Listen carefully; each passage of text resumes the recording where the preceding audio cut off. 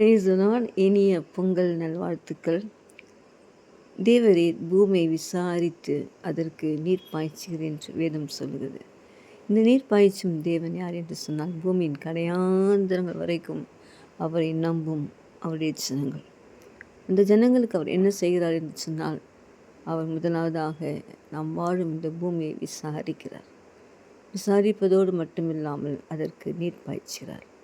விவசாயி அழகாக நிலங்களை பண்படுத்தி உழுது வைத்து விதைகளை அவன் தூவினாலும் ஏற்றேற்ற நேரங்களிலே மழை வராவிட்டால், தேவன் அதற்கு நீர் பாய்ச்சாவிட்டால் நமக்கு ஆகாரம் கிடைக்காது.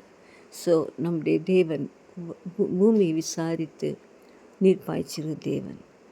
அதை தண்ணீர் நிறைந்த நதியினால் செழிப்பாக்குகிற தேவன்.